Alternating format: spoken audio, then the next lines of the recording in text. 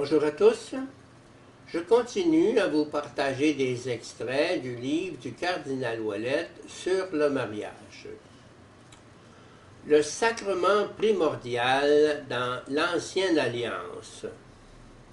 Les 3 premiers chapitres de la Genèse constituent la grande charte du projet originaire de Dieu sur le mariage.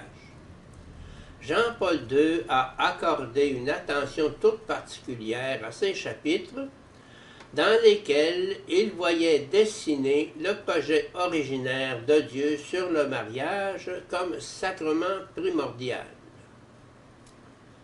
La créature humaine est pensée et voulue par Dieu dans sa double version masculine et féminine, avec une dignité identique, quoique dans une diversité spécifique et une complémentarité.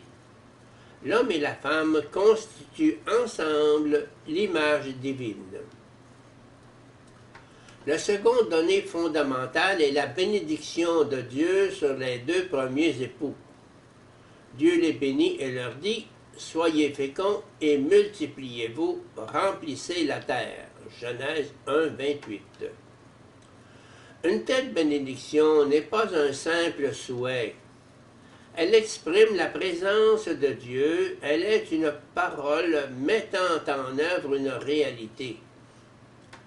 Le mariage apparaît ainsi comme une rencontre entre l'homme et la femme, voulue, instituée et sanctifiée par Dieu lui-même.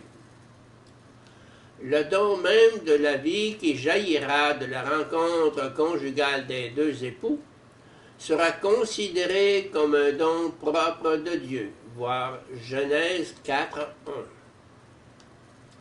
Le péché eut comme conséquence que l'institution sacrée du mariage ne fut pas respectée dans l'histoire de l'Ancien Testament.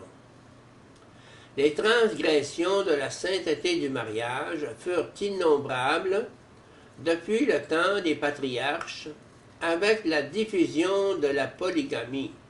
Genèse 16, 1, 4, 1 Samuel 1, 6, Deutéronome 21, 15, 17.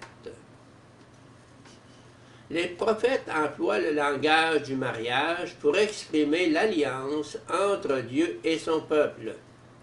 Dieu est l'époux, Israël et Jérusalem l'épouse, leurs habitants sont les fils de Dieu.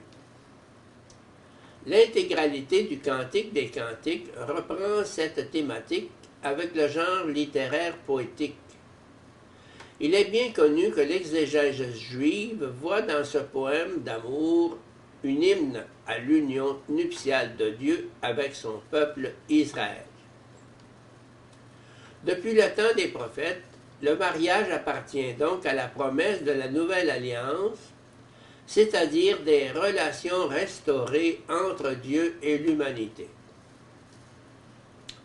L'institution du mariage exprime, selon les paroles de la Genèse 2, 24, non seulement le début de la communauté humaine fondamentale, qui, par la force procréatrice qui lui est propre, soyez féconds et multipliez-vous, Genèse 1, 28, sert à continuer l'œuvre de création, mais en même temps, elle exprime l'initiative salvatrice du Créateur, correspondant à l'éternelle élection de l'homme dont parle l'Épître aux Éphésiens.